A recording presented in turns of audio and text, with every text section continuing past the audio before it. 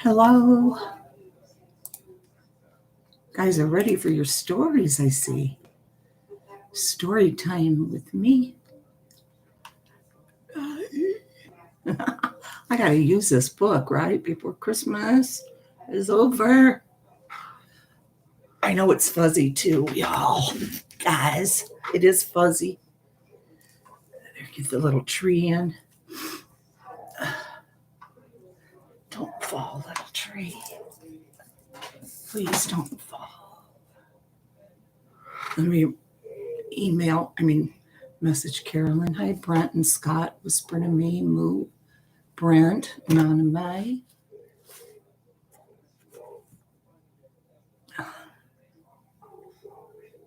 Laura Lynn.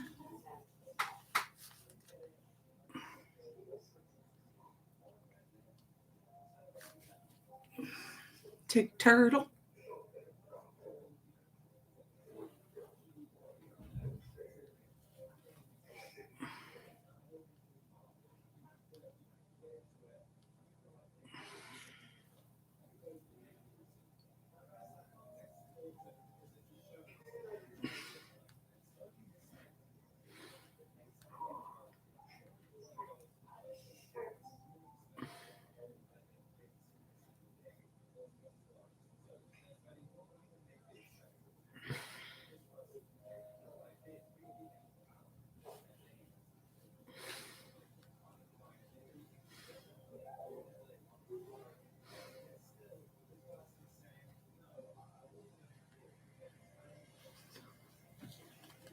Hi, Nightmare. Oh, hi, Shannon.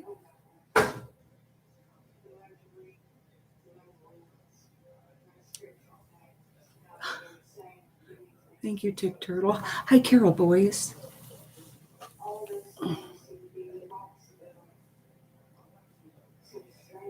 Nightmare. I want to make sure I don't miss anyone.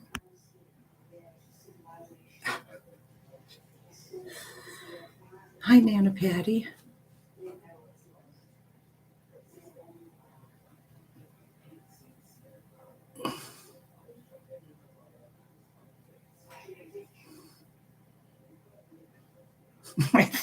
I think I'm getting Carolyn a little bit mad. I told her a few hours ago, I said, I have to tell you something. I have something I want to tell you.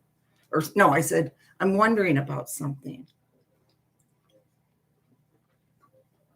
And then a couple hours later, she replied and said, what is it? I said, okay, yeah, I'll tell you. Hi, Brenda.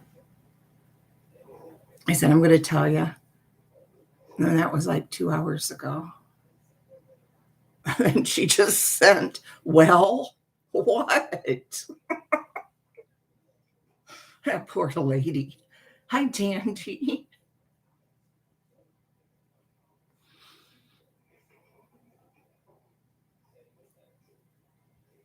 It's been a weird day here.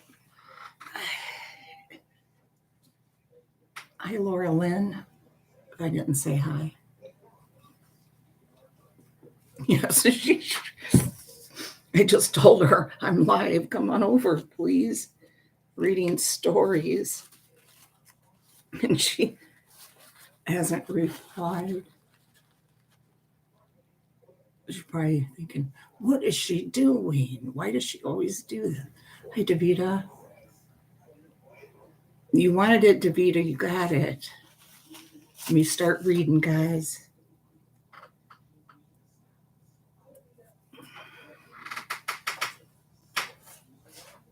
I'm on duty now, so let me get the book. I can't play around. I'm doing my job. I'm working.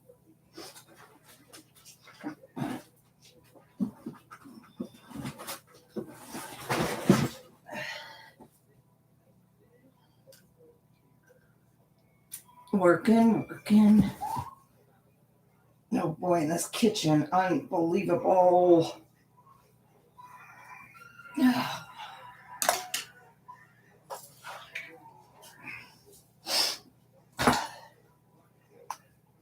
And I just cannot freaking believe how long it's been since I've used a rolling pin. I have two really nice ones. And you want to know something? I can't find either one of them. I have the pastry mat. I have all the ingredients. And so I have been flattening dough with my hand and using a vinegar bottle, rolling. Been ripping cupboards apart. I don't know why I can't find it. It's ridiculous. Hi, Achiever.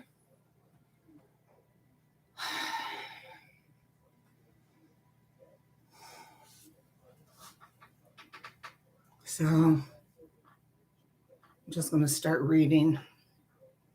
Hi, Video Reel.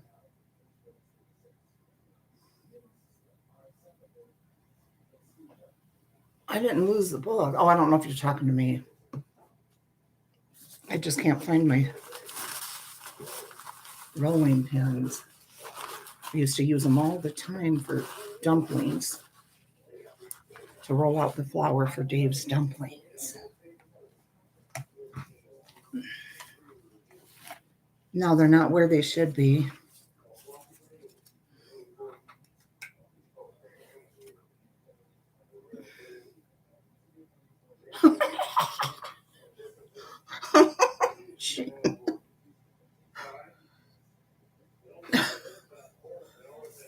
Oh, good. I'm glad you're excited. I feel good.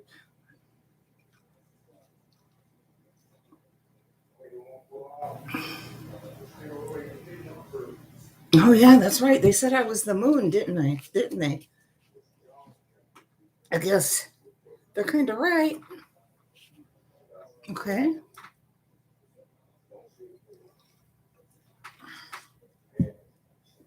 Thank you guys for coming. I do appreciate it so much. And Davita keeps reminding me, you bought that book. You need to read it. Christmas is almost here. And she's right. See, I even saved where we were.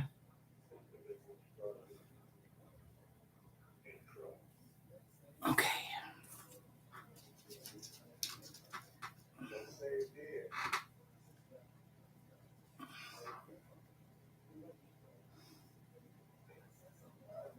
I don't know if we've read this one, even though I marked the page because, you know, the magazines, this is a special book that's compiled from the magazines over the years. Let me turn this on too. There we go. I just don't look. This one's Secret Santas. Here's a picture. It says, Mom and Santa. Like this woman, the author's mom took a turn as Santa and showed her kids the real Christmas spirit.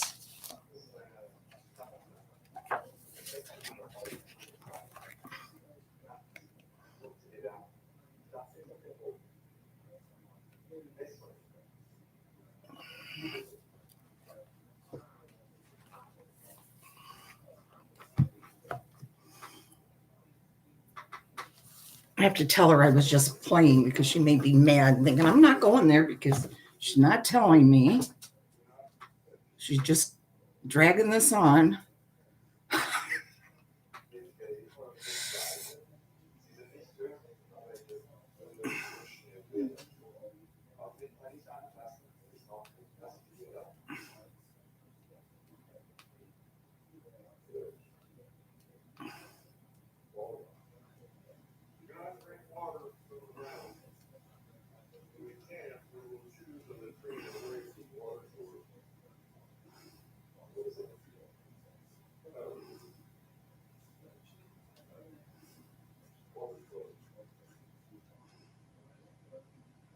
I got to give her something here. I'm just making up something.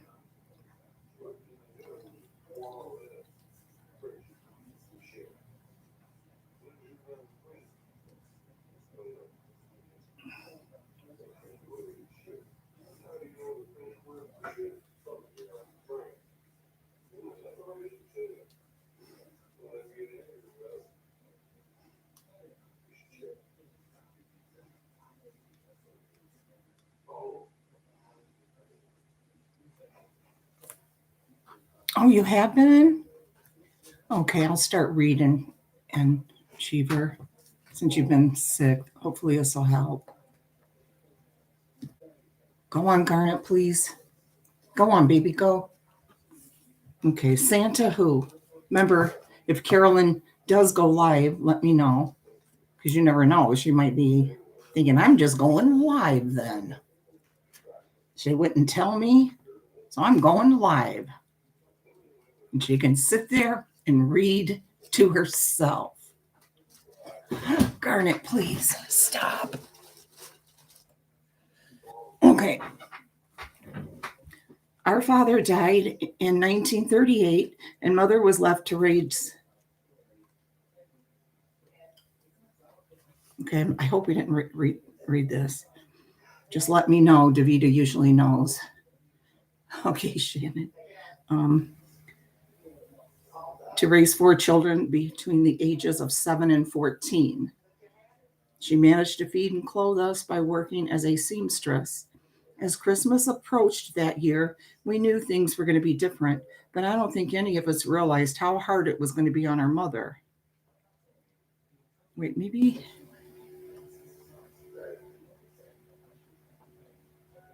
Well, I'm just reading it. Maybe somebody didn't hear it. We did all the usual things that year, sent cards, hung wreaths, baked cookies, bought a Christmas turkey, and even went as a family to buy a tree. When Christmas Eve finally arrived, we dragged the big box of holiday decorations up the cellar stairs, put the tree in the stand, and started to trim it. Mother hung a few things on the tree, but we could tell she was feeling sad. Her heart just wasn't in it. After a while, she left the room and went upstairs. A short time later, she reappeared, dressed as Santa Claus. We didn't read this one, I remember now. This doesn't sound familiar. We kids didn't know what to think. As it turned out, Mother had played Santa Claus for a number of years at the Christmas party where she worked. That was where she had gotten the costume. Although she was tall and thin, she looked very much like jolly old St. Nick. A white wig, a beard, and a pillow, patting her stomach did the trick. You kids finished the tree, she told us. I'm going to go take a walk. She returned about 2 hours later, and that walk did wonders for her mood. She gave us homemade cookies and milk and wished us a Merry Christmas. We went to bed happy that night with no idea what Mother had been up to. The next morning, after we opened our presents and returned home from church, a steady stream of visitors stopped by the house. Our home had always been a place where the neighborhood children were welcome, so it wasn't unusual for them to stop by on Christmas Day. But this time, there was something very different in the air. The little ones couldn't wait to talk to Mother, and the older ones seemed to have a knowing, conspiratorial look in their eyes. Oh, Mrs. Kalen, the younger kids exclaimed excitedly. We saw Santa Claus last night. He came to our house and hugged us and talked to us. It was then that I realized all the nudges and winks I'd seen neighbors exchange with Mother outside of church that morning had special meaning. Yes, on a night when it would have been easy for Mother to remain at home with her grief, she found a unique way to cheer herself up. She visited every home on our street where there were young children, talked with each of them, and gave out big Santa hugs. Although the parents and older siblings recognized her, no one gave her identity away. Despite her sadness, Mother had found a way to give joy to others, and in the process, she brought joy into her own life. All in all, it was a truly memorable Christmas from Elaine Wojcinski, Burlington, New Jersey. Hi, Carolyn. That was a good one. Does that one make a tear in your eyes at all? Davida, anybody? Kind of makes me. Here's one. Sis scrambled to save Christmas. There were 8 children in our family in 1924, and times were hard. We were a family of cotton farmers living in East Texas, but a bad year depleted the small income farmers normally received from their crop. making a tough situation even more dire. An extremely dry summer kept the cotton bolls from maturing, so the yield was very small. In addition, Grandmother Newsome had been ill for months, and Mama and Papa had to go to her home to sit up with her all night, depriving Papa of crucial hours needed to tend to the cotton fields. We knew we needed to pull together, so we older kids took on as much farm work as we could, but it wasn't enough. A windstorm came one day when we were in the fields and nearly blew us away, along with whisking away the bolls. I hope I'm saying that right, BOLLS, from the cotton stalks. When the Christmas season arrived, there was very little money to buy gifts for the smaller children in the family who still believed in Santa Claus. Papa was distraught over the gloomy situation and could see no way to remedy it. I awoke on Christmas Eve, overcome with sorrow that the little ones would miss out on the joy of Santa Claus coming to deliver gifts for them. I was 15 and the oldest child, and decided to hatch a plan.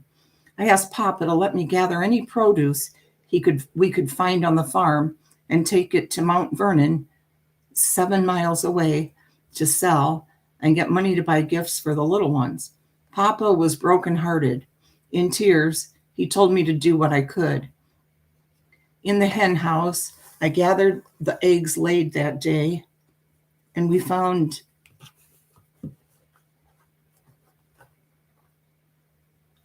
we had some cream to sell, along with a pound or two of butter.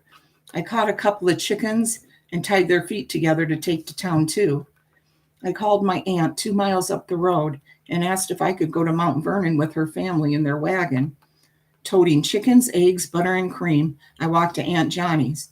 In Mount Vernon, I went to the place where produce was sold and presented my wares. The produce man gave me $3.65 for the lot. With this wealth, I began bargaining with the grocery man and dime store clerks to get as much candy, fruit, nuts, firecrackers, tops, and tiny 5-cent pocket knives as I could buy. This was 1924, and prices were low. By the time I spent the money, I had enough trinkets and goodies to make Christmas a joyous occasion for us all. Everyone would be able to get a surprise, even Mama and Papa. On Christmas morning, the shouts, laughter, and good cheer made the whole project worth a fortune to me. My brothers and sisters didn't know of my secret endeavor and believed Santa made a trip down our chimney. Papa was finally jolly and lighthearted. A glow of happiness washed over me that wonderful Christmas. Despite the hardships, we children never felt deprived during those meager and difficult times. We didn't know what it was like to have money, so we never missed it. We had so much more than money. We had Mama and Papa, whose love, patience, and faith gave us a foundation that would sustain us throughout life. And we had each other. Family, that's what Christmas is all about. From Alice Banks, Arlington, Texas.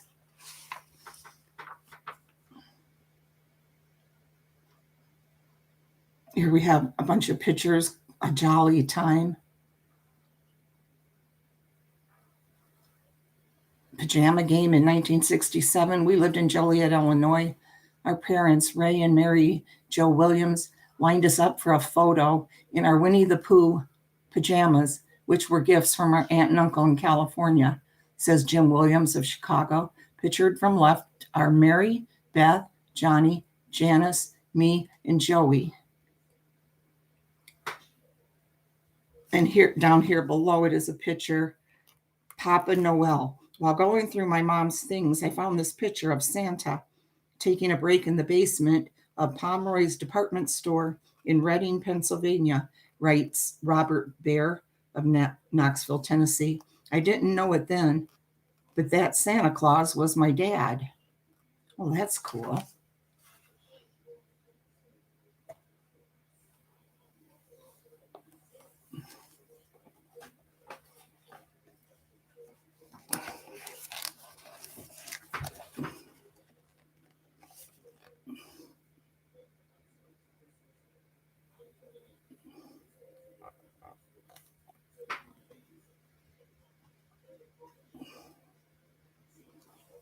And on this other page, it has winter woodsman. On Sunday afternoons, I took my sons from left, Chuck, Billy, and Gary, on walks in the woods, says Robert Sipple, Sr. of Central Bridge, New York. We lived in the country outside of Middleburg. There was plenty of snow on the ground during this 1969 outing. That's a nice picture for 1969. And then Bell on his belfry. My mom, Charlotte Foss, is holding my 2-month-old brother, John, on Christmas Day, 1956, in Lincoln, Nebraska, writes David Foss of Roseburg, Oregon. Ah, how cute. Simple gifts. The mounds of Christmas presents my grandchildren receive now would have been unbelievable to me as a teen in the 50s, writes Virginia Masserol of Berrien Springs, Michigan. We dressed in our best for this picture. Each of us kids received 2 gifts that year. My brother Donald got his usual gift, a dress shirt, but he's still smiling.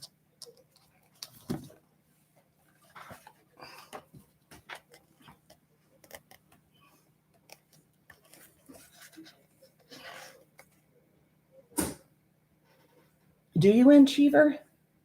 You should get them out. Hi, Lisa H.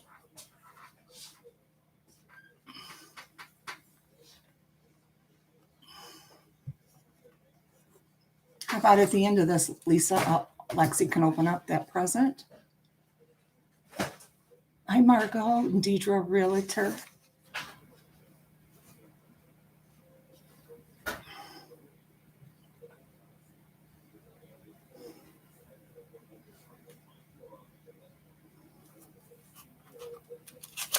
Let's see.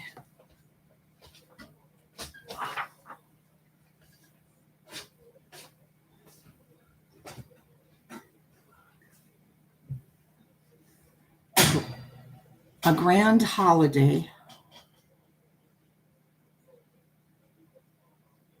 Grandpa knew little things create big memories. He was our grandfather, but we called him Papa. This special man was a combination of Teddy Roosevelt, Heidi's grandfather, and Santa Claus. Show you guys a picture real quick of her holding, I guess it's the author of this.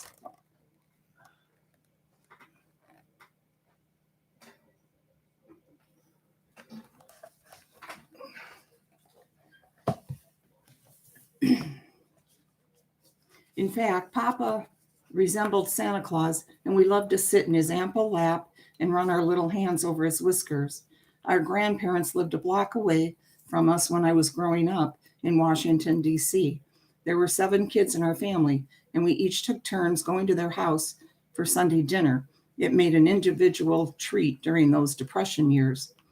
Dinner always started with Papa's delicious chicken soup, even during D.C.'s renowned summer heat. The hotter the day, the hotter the soup, was his credo.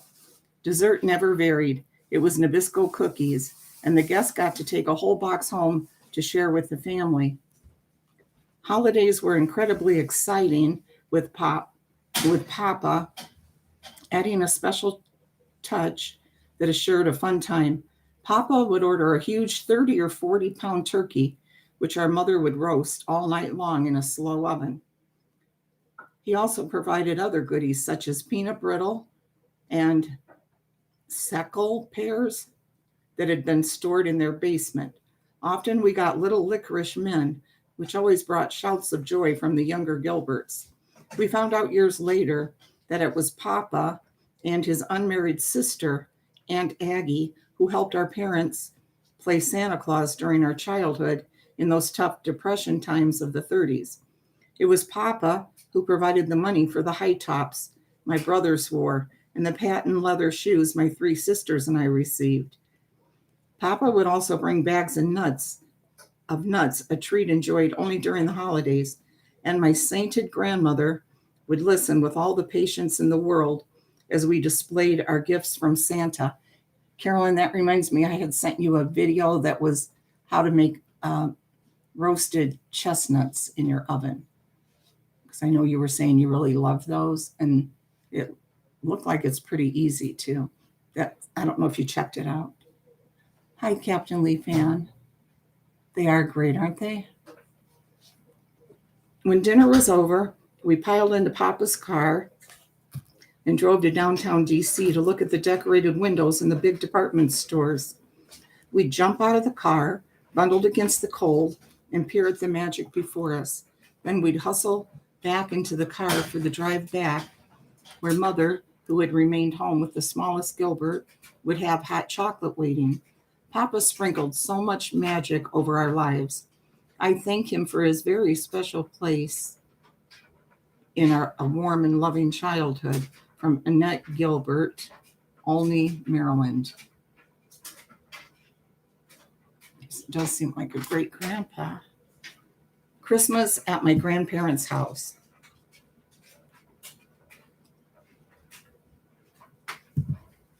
My earliest recollections of Christmas go back to a house high on a hill in St. Albans, West Virginia.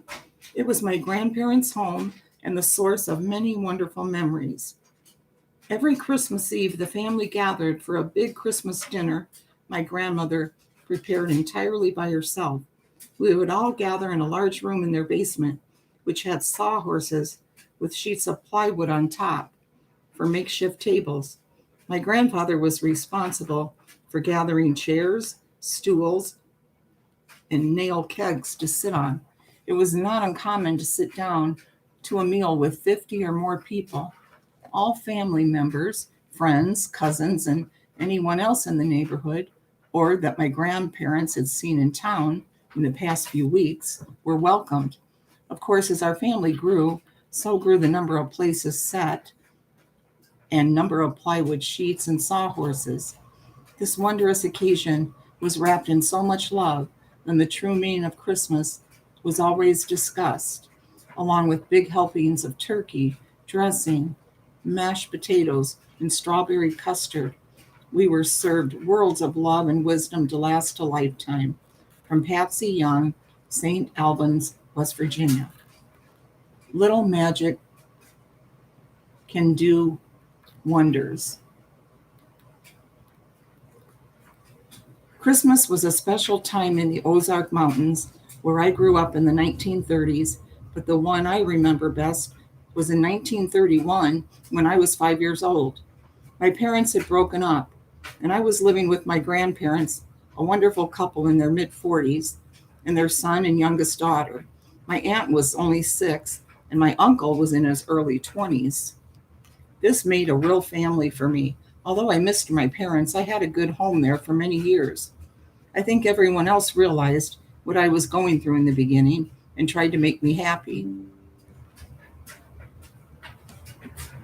This particular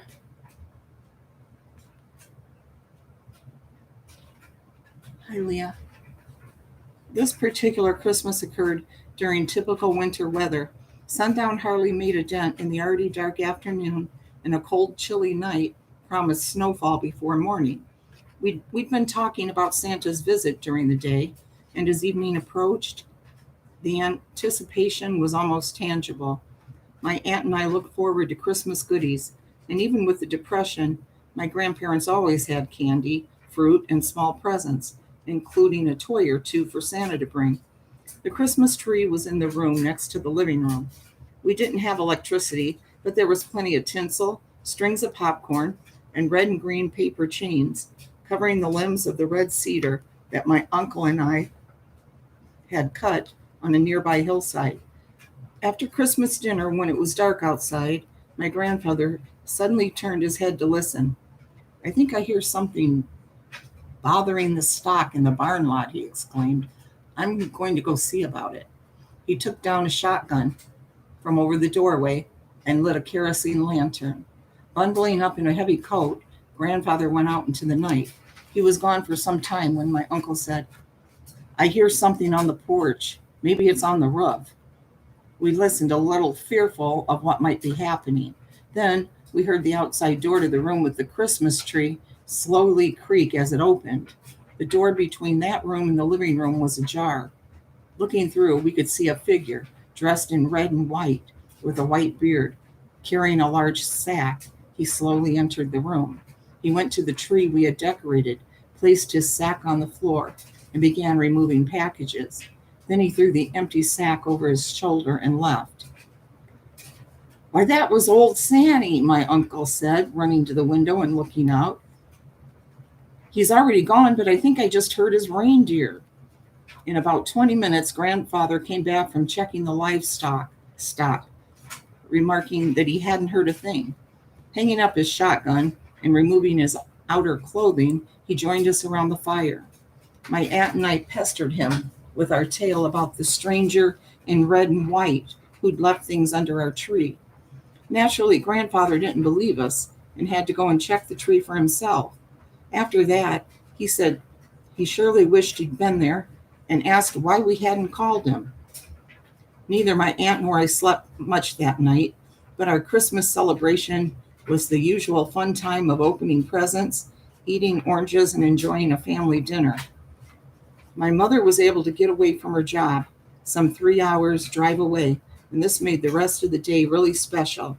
I don't know how long it was before I figured out what had happened that night, but it was a while, and that was good because youngsters must have their dreams. And at that point in my life, I needed some dreams. My grandparents have been gone for many years, but I'll never forget their kindness and all they did to help a young boy get through some trying times. Russell West, El Dorado Hills, California. Hi, Susan.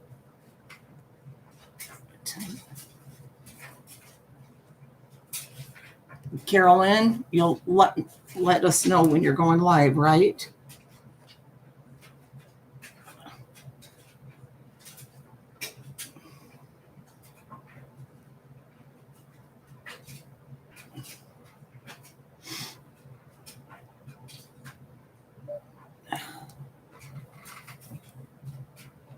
This one's called Can't We Open Just One? That Christmas Eve plea took on a special meaning in 1952 by Gary Long of Chambersburg, Pennsylvania. Here's a picture. Sparkle in her eyes. Mary Long was overwhelmed by the surprise husband Delbert gave her for Christmas in 1952.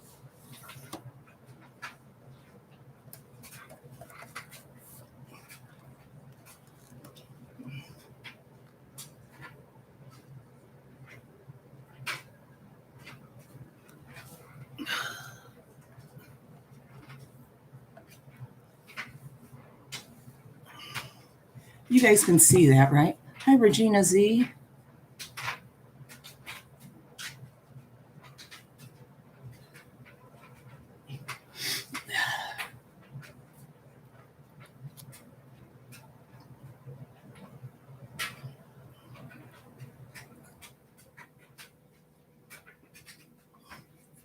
It's so hot in here.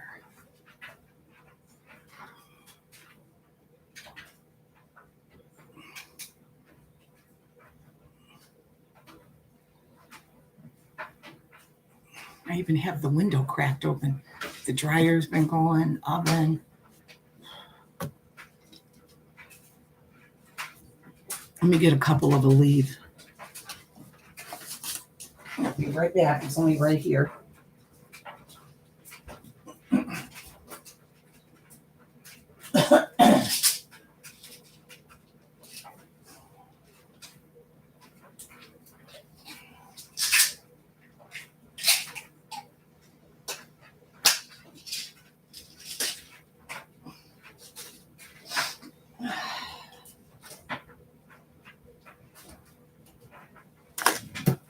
I almost fell.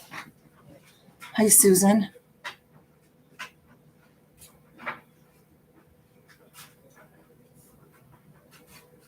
It's the second time I've almost fallen today. I'll have to get one of those life alerts now, I guess.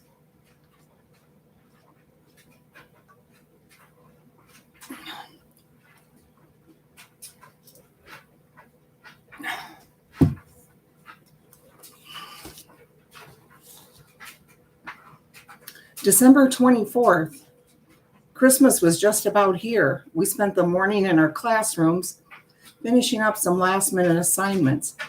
How long before we got out? The nuns at St. Matthew's attempted to make the subjects more interesting. Where's Bethlehem?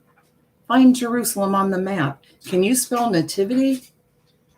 By 11:30 a.m., I was free and even had time for last-minute shopping.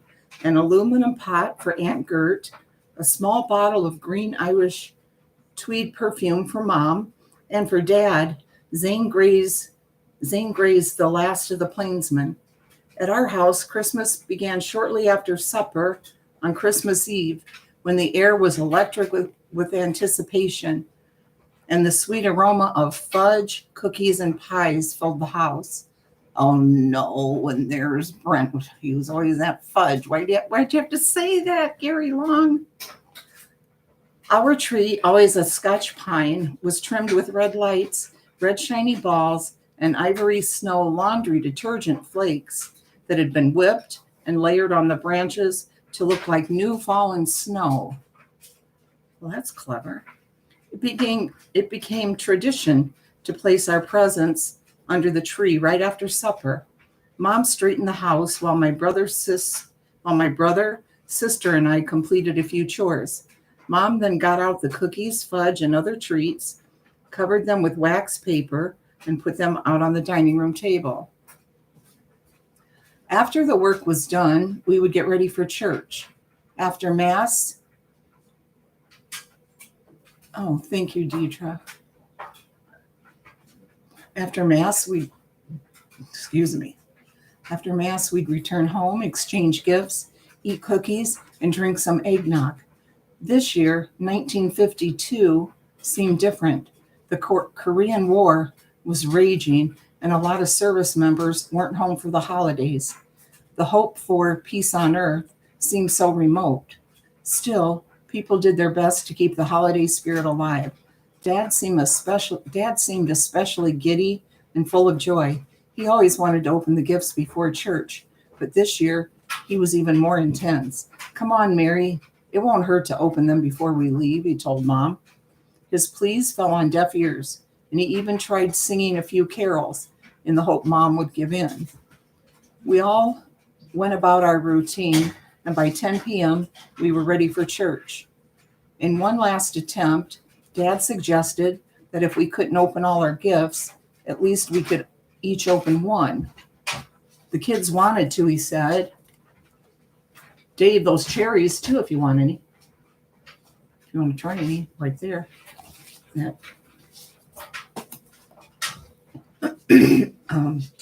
We dug through the packages and found something for everyone. Dad got a necktie he'd never wear. Aunt Gert opened an apron, and I got a pair of shoes. Then finally, it was Mom's turn. She started to open a package with her name on it, but before she could, Dad stopped her. He reached into his pocket and pulled out a small box and handed it to her. I waited 30 years for you to get this, he said tenderly. The room got silent, and all eyes focused on that small box. I noticed a tear form as Mom slowly opened the hinged satin box to reveal a single diamond set in a gold band. Back in 1922, Dad couldn't afford an engagement ring. In 1952, he couldn't wait until after church to give it to her. More than 50 years later, progress has taken away the old neighborhood and replaced it with a ramp to an interstate highway, but traditions still continue. The wonderful aroma of cookies baking still fills the house, and our tree is trimmed in red, even though Scotch pines are harder to find. Long after Dad died, Mom would touch her engagement ring, close his eyes, and smile. And at our house,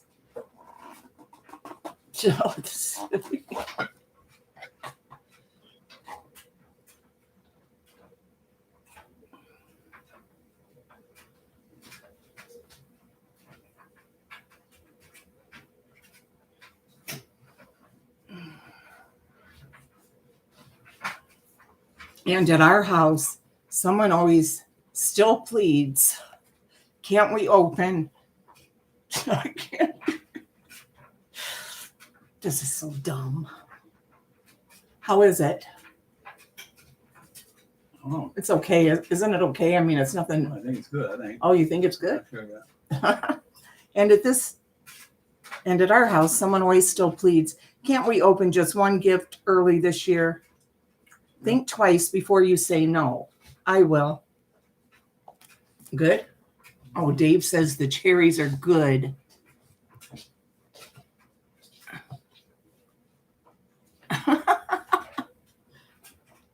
Just a little bit of a tearjerker there. Got me. I don't usually get the tears from these. Christmas plea answered. I first met my future husband while we were working in Los Angeles aircraft factories during the early years of World War II. When he joined the Air Force and I went to the Women's Army Corps, we lost touch. Both our parents' homes were in Illinois, and in 1947, I received a Christmas card from him. In it, he wrote, "Please write to me," but when I looked at the envelope, I saw he had forgotten to include his return address. I went to all 3 rural routes using the postmark. I wrote to all 3 rural routes using the postmark, but one by one, the letters all came back. One night, there was a thunderstorm while we slept. A loud clap of thunder woke me, and for some reason, a name, Roseville, was in my head. I got up to look at a map. Sure enough, there was a Roseville, a town near Macomb. I still don't know why, but I was convinced that's where he is. I wrote one last letter, sent it off, and today my husband and I give thanks every day for our children, grandchildren, and great-grandchildren. I believe an angel was whispering in my ear the night of that thunderstorm. Dorothy Anderson, Good Hope, Illinois. You hate cherries, Captain Lee fan. What? Well, fine. I'm not sending you any. I had a huge box of 50 of them. 50 pounds, I meant. Aw, Davita's crying. Carolyn, are you still here?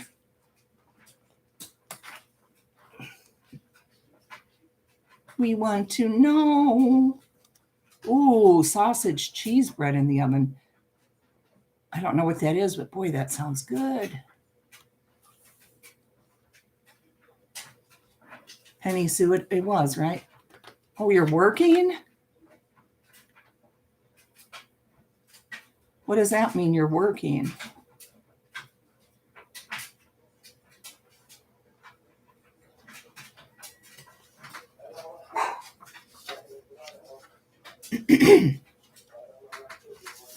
Let's see.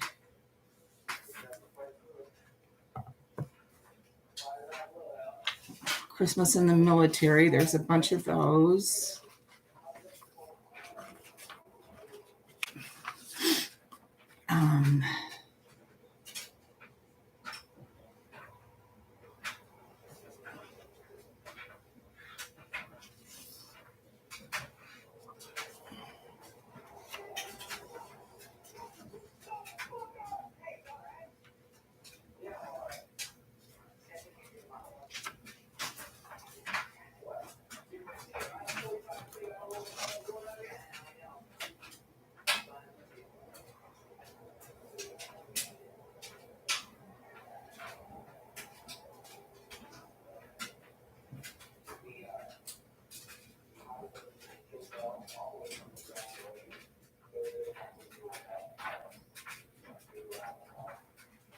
Oh, I don't want to read this one.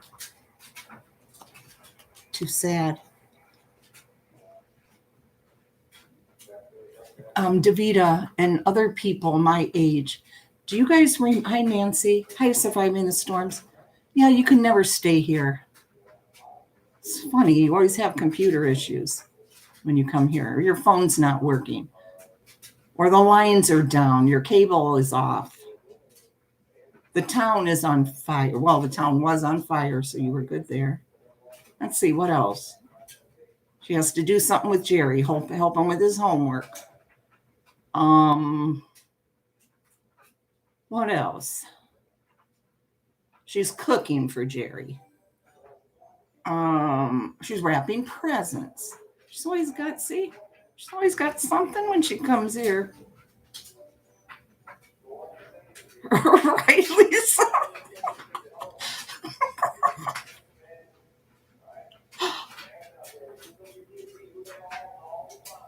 She's always surviving the storm. She has to get her tarts. That's a good one. I was just going to ask you guys something. Oh, yes, I know what it is. Okay, let's see what her reason is this time. No, my laptop is locked, so I'm on my phone. It's almost impossible for me to type, so I use talk to text. Okay, well, it hurts my hands to type. That's why I don't ever chat anymore. And I do use voice to text. So that doesn't mean I just leave. I stay and I listen. Hi, Jackie Burns Creations. I don't just come through and say, hey, and I'm gone. I'm just kidding, Dorothy. I'm not a May. Okay, what I was going to ask people my age that remember the Vietnam War when that was going on, we were kids. Does anybody remember that real controversial song that they had to bleep out words? Does anybody remember that? Parents, I guess, were making such an uproar about it. Kevin. Remember? It was please bring Tommy home for Christmas so Mama and Daddy won't cry anymore. Remember that? And they'd say, and then it'd say, love Becky. She was such a cute little voice. She'd say, Tommy has a girlfriend. Her name is Becky, but she doesn't come over anymore. She doesn't come by anymore. And Tommy, you do remember?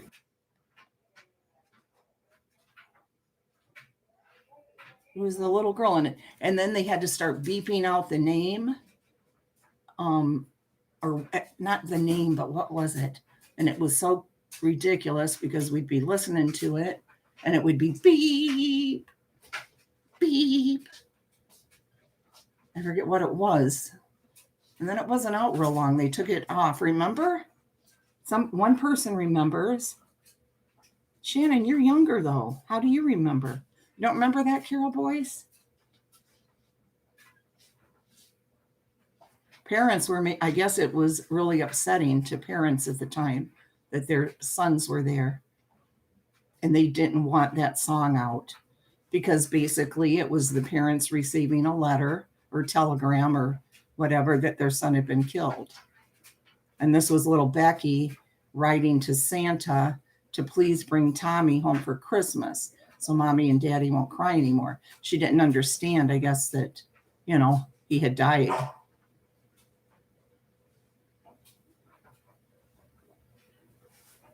Oh, I don't remember that one, Susie B. Who else remembers that song, though? Please bring Tommy home for Christmas.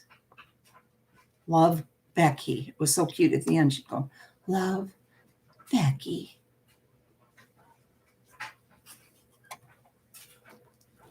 I guess a lot of people must not remember it. Maybe because my uncle was there. And that's why I paid attention so much. Brent, you're too young. You wouldn't know that one. Unless you heard about it. Let's see.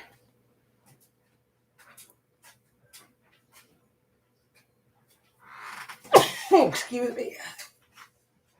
No, I know you weren't. I'm surprised, Evita. You must not have had a family member over there then in Vietnam. That's probably why. Because my granny, she was always so scared when the phone would ring. I mean, she was a nervous wreck. We all thought she would have a nervous breakdown. even I knew that as a kid, you know, that she was just going out of her mind. Yes. Do you remember that, Lisa? Becky Lamb. Oh, wow. I didn't know that was Becky Lamb. Little Becky's Christmas wish. Oh, my goodness. Hi, Earthbound Spirit. Remember, I told you guys my granny even got a call through to the White House. I don't know what she was trying to do because my uncle joined up. He volunteered. She called the White House and everything. She's trying to get him home. He was wounded twice and still went back. And she called the White House. I don't know why, but the lady on the phone said, "How did you get this number, ma'am?" And my granny said, somebody, you know, gave it to her. She was just on the phone with someone, and they said, "This is the hotline. You are not supposed to be on this line." So yeah, it was. But yeah, Becky Lamb. I'll have to look that up. Your oldest brother, Deidre. Okay, her creative toys sparked smiles in dire times. A Saturday job at Woolworths in Elizabeth, New Jersey, turned into a full-time position when I graduated from high school at 17 in June 1942. I became responsible for selling the toy counter merchandise, which another employee ordered. By 1943, the toy selection was not very plentiful. Many of the materials used for making toys had been redirected to items for the war. That Christmas Eve, the toy counter really looked sad, and so did I, with nothing to offer for children who came in. Then I remembered something I had seen in the storeroom. I had nothing to sell, so the counter was not a problem. Sure enough, there they were, long boxes, lots of them, on the shelves. 3-foot tall boy and girl Easter bunnies, their large ears protruding from caps and bonnets. Dare I? Indeed, I did. I chopped off all their ears carefully and filled my counter. Word spread quickly. Soon my boss, a rotund Southern gentleman, came huffing and puffing to the counter and said, "Miss Alice, where did you get those dolls?" "Mr. B," I said, my voice and knees shaking, "they aren't dolls. They're Easter bunnies with their ears chopped off." He looked at the counter, filled with our new dolls, and gave me a great big smile. Needless to say, the repurposed rabbit sold like hotcakes. I was not fired, and a lot of the kids in my hometown got some unusual dolls that unforgettable Christmas of 1943. Alice Carroll, Basking Ridge, New Jersey.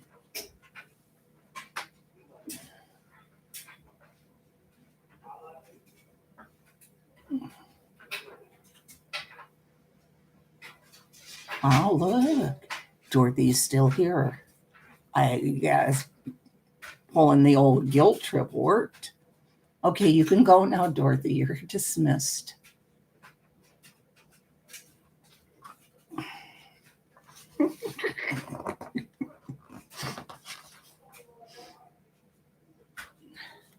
There's tons and tons of military ones here. Just not in the mood to read them. A lot of them might be sad, you know.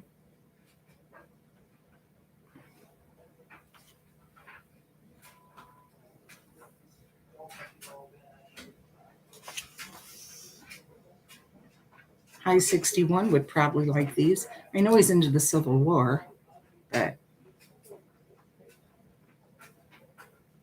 here's a picture of doll duty. I was a member of the Pi Chi Sigma Chapel group at Scott Air Force Base in Illinois, says Jean Colby of Las Vegas, Nevada, who's seated at left. In November of 1961, we sorted through dolls and stuffed toys to give to airmen whose families were short on money. Lee Williams is seated at right. Standing from left are Arlene Palmer, Carol Morford, Bev Simmons, Charles Anna Falstick, Vivian Smith, Pat May, Millie Baker, Bonnie Mondell, and Lorraine Caddy. And then underneath is a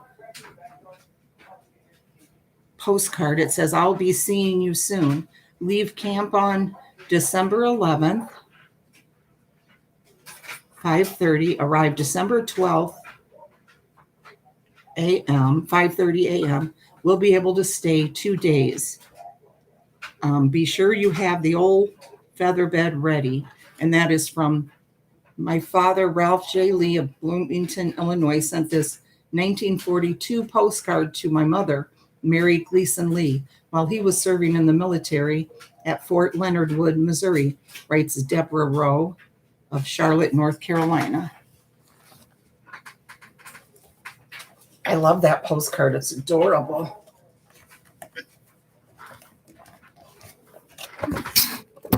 Wait, where'd it go? Look at the postcard.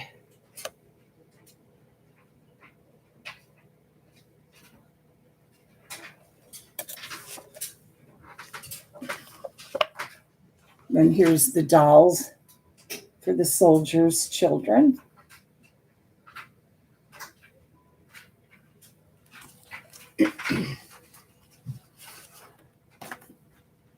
Carolyn doesn't have her announcement up yet, right? Notification. It is sweet, right, Lisa?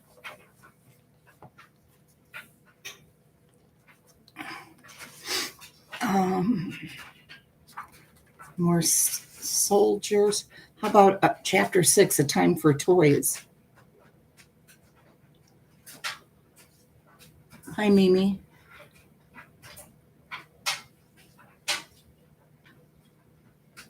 Oh, sorry about that, Mimi.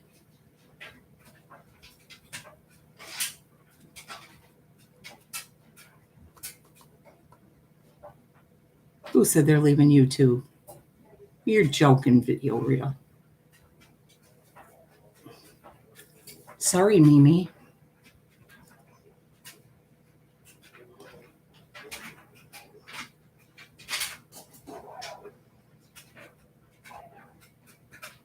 What do you mean? So don't say hi back to you. What do you mean?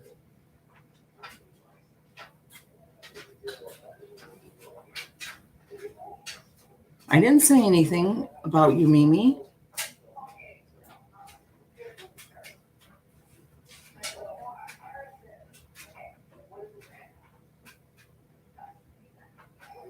Oh, you're laughing. Are you joking or something? Direct message you? You're welcome, Enchiever. Please feel better soon, okay? All right, Mimi. I can in Slack.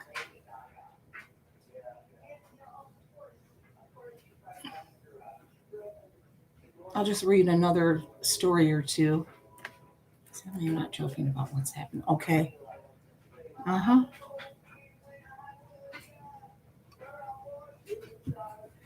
Let's see. We all had that one Christmas toy we wished for with all our hearts, or that came as a total surprise. From dolls and board games to bikes, model trains, and other treasures, there is nothing that makes Christmas morning more magical than to be a babe in Toyland. When I was 6 years old, my heart's desire was to have a doll with hair that could be combed and styled, writes Ellen Mast of Ottawa, Kansas. My parents were doing their best to keep our farm going, but with a baby on the way, dolls were not in their budget. On Christmas Eve, we went shopping together for groceries at the local supermarket. Out of the blue, the store manager walked up to my parents and handed them a large, unopened gift box. He said the store had sponsored a drawing and that this prize had never been claimed. On Christmas morning, my parents handed me this mystery box. I opened it, and inside, wearing a dress of blue satin and white lace, was a 3-foot tall princess doll. Best of all, she had a mass of blonde hair crowned with a beautiful tiara. Over the years, this doll has endured many hours of play and countless different hairstyles. But she remains a treasured reminder of a little girl's dream come true. Often, recollections of an adored toy remain alive and vivid, holding a special place in our childhood memories. Unwrap more stories of Tots and the toys that brought them hours of unbridled fun on the pages that followed. And here's some pictures.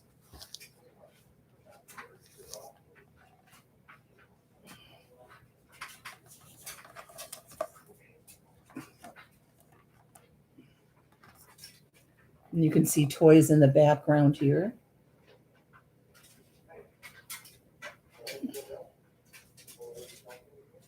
And on this page,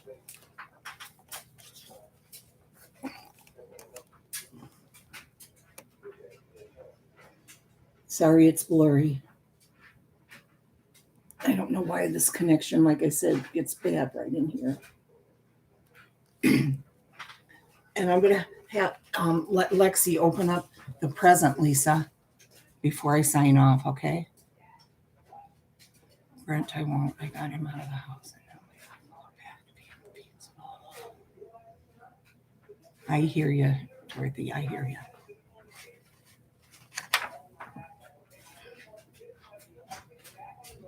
Lexi heard, and she's already coming through here.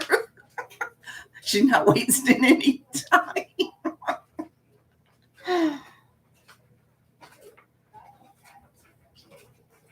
There's Garnet.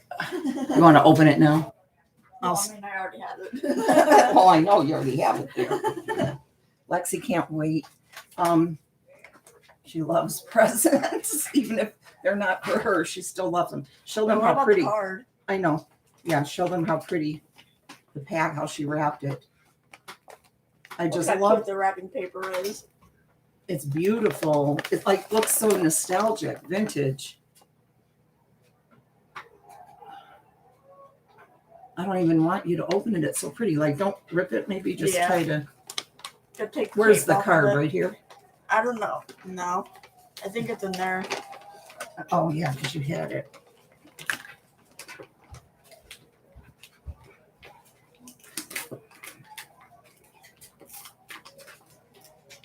Yeah, because I told you put it with it.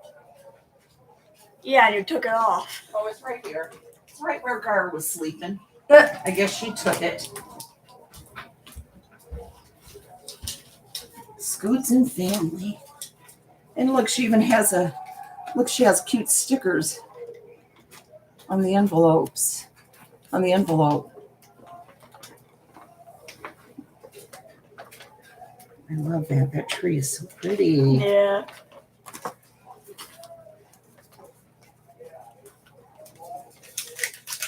Garnet's laying right here on the table, watching and cleaning herself.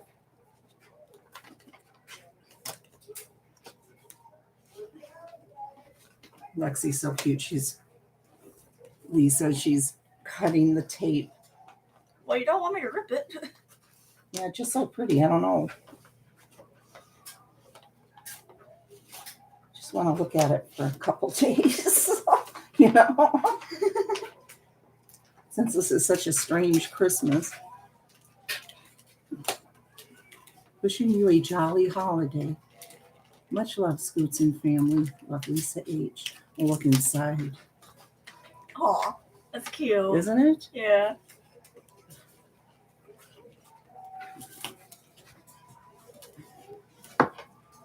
Look at, guys, the stickers on here.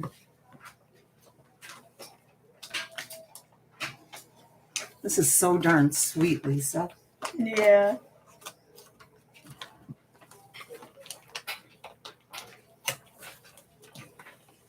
Wow, Lexi. Oh, There's a little hat. oh, Garnet. Oh my gosh. Garnet, look, baby. Look, this is going to go on you. Aw. Let's see.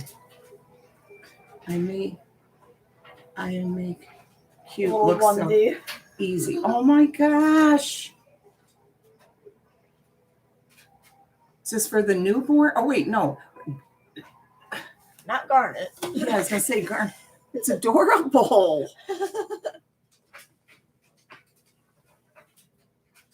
For the baby. Okay, that's what I thought. For the yes. Yes. Oh, Oh, this is cute. oh. You You got got this.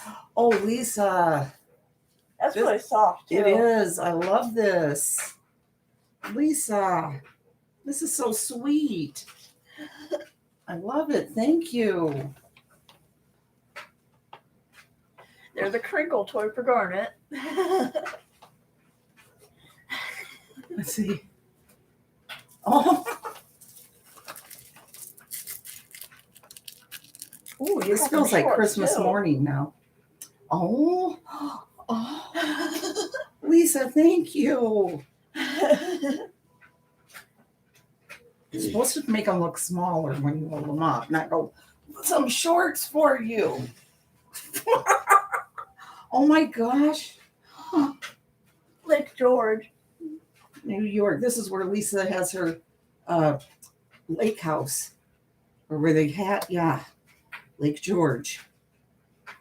Thank you, Lisa. So pretty.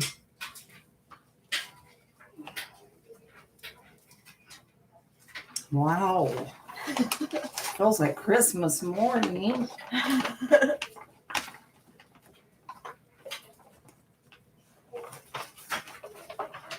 Thank you again, Lisa. That's really sweet. I Yeah. said I told you about Walmart. Very good price. Yeah, Lisa.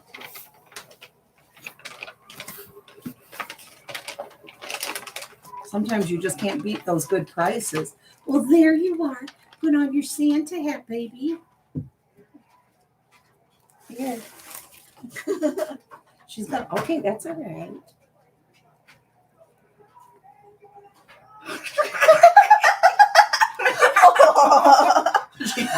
she, come on now, Garnet. Garnet. Ow, Garnet.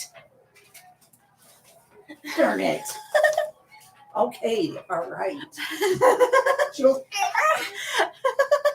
you're such a baby. You won't ever let us do anything. Oh, this is cute. Isn't it? Yeah. Well, to try it on mittens too. Probably don't think she'll let you close to her with that. Oh, little Minnie. Minnie will look cute with this. Let me get Minnie real quick. Let me take this.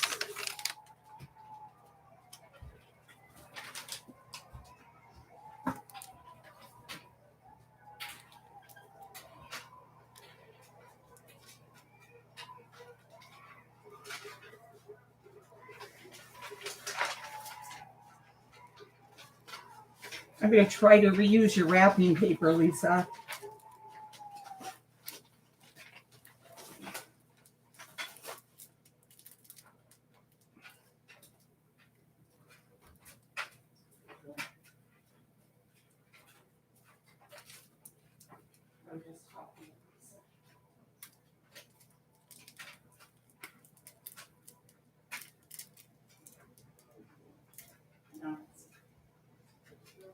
I know. She's sleeping too good. I don't want to mess with her. She's all stretched out on the pillow. Oh. I'll put it on her and get a picture of her in it or something. So cute. Thank you, Lisa. Darn it. Right, Lisa, Nia? It's cats for you.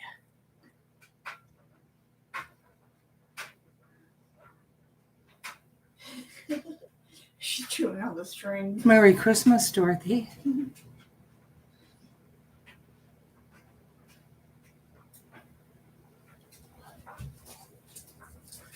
Wow, you knew I would like it, huh?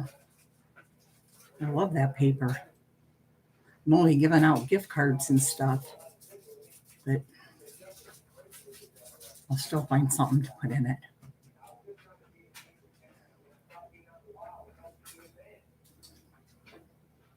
We're going to read one more and then I guess we'll go. Look at her. She's playing with it. Playing with that toy. Yeah.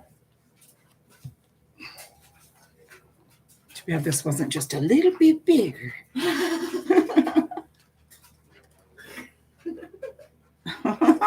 She did not like that hat. Look, that looks like our gar. Yeah. The cat looks mad. This one's called A Surprise in the Attic. Hand-me-down toys were typical for the author, shown here in the summer of 1948. Here's a picture of her.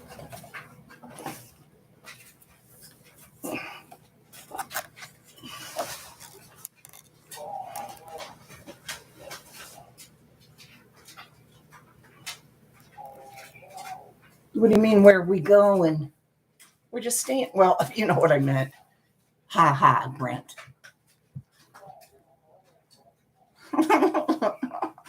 Brent.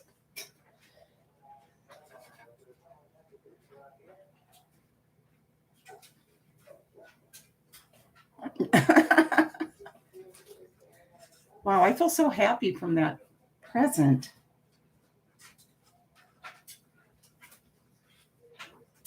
Yes, it's, I don't know. I just feel really happy from it.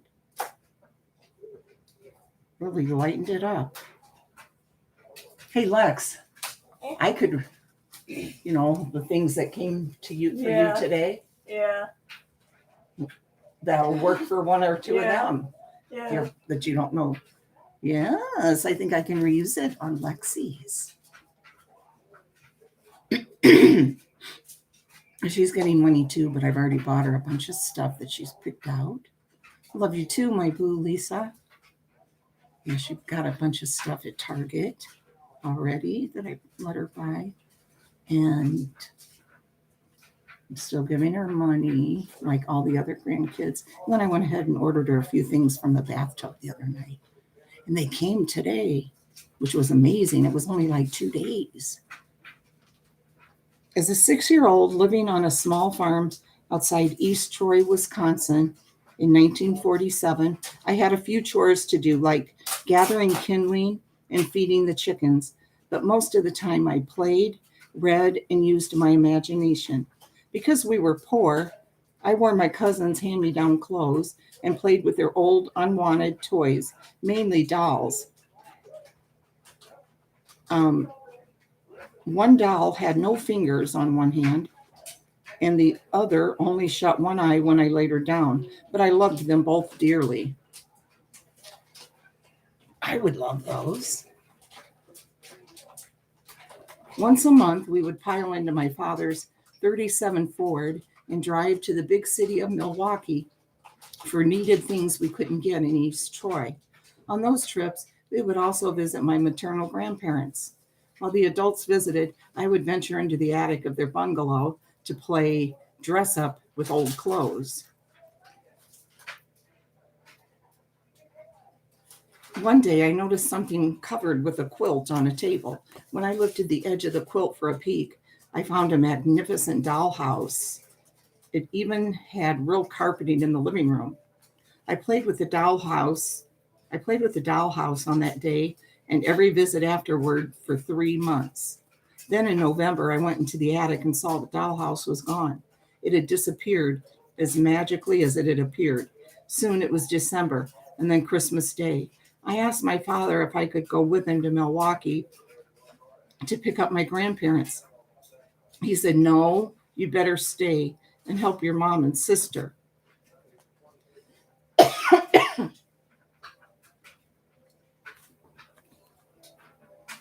Keep getting this tickle. That afternoon, when it was time to open our few but much anticipated presents, my mother said there was a special gift for me from Grandpa. My father carried in a large item covered by a familiar quilt and set it on the kitchen table. I lifted up the quilt and immediately began playing with the beautiful dollhouse. There was a stunned silence behind me. When I turned, I saw bewilderment on my parents' faces, and my grandfather looked very sad.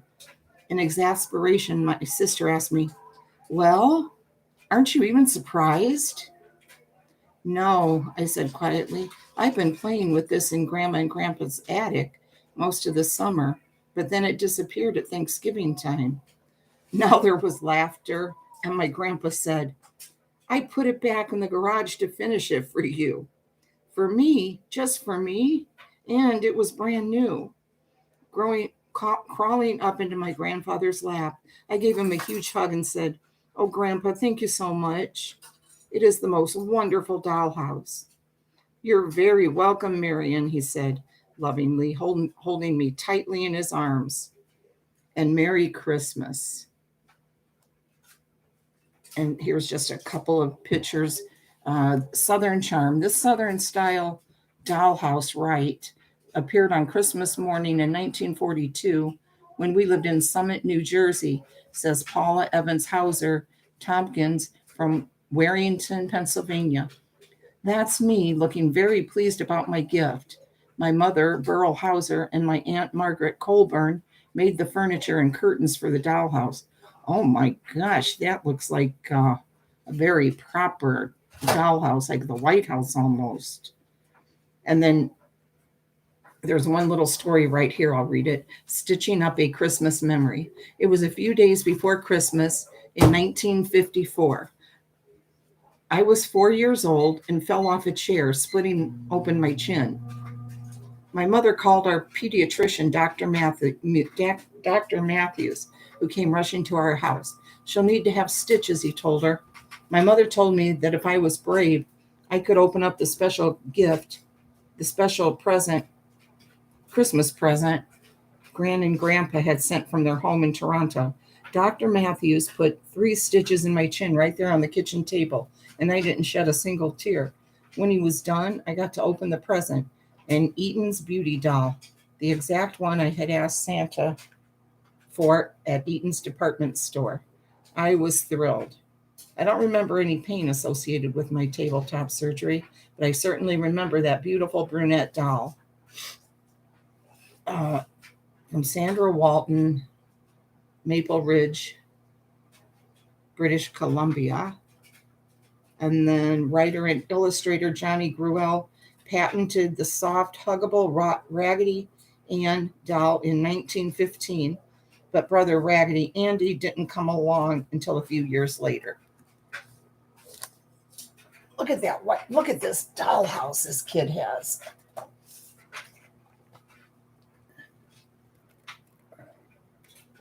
That's nice. Isn't it? Yeah. I wonder if she still has it. I don't know. I would think somebody still has it. And then the little girl on Santa's lap.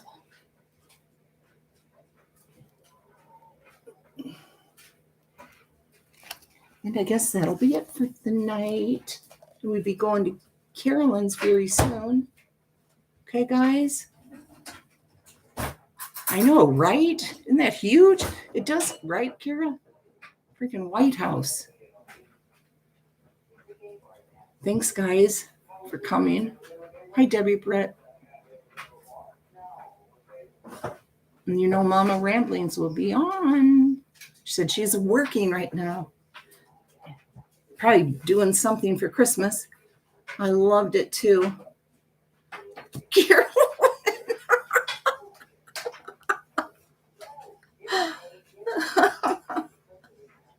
Oh, hi, Danielle. Love all you guys. Carol. I love you're getting your humor back. We can expect a lot of laughs the better you get. Okay, y'all. Thank you. Love you guys. See you soon, I'm sure. Remember, I don't chat, but I'm there listening and watching. Oh, good, Lisa. I'm glad. It gives me something to do. Thanks, Moo. Bye-bye, guys. See you in a few.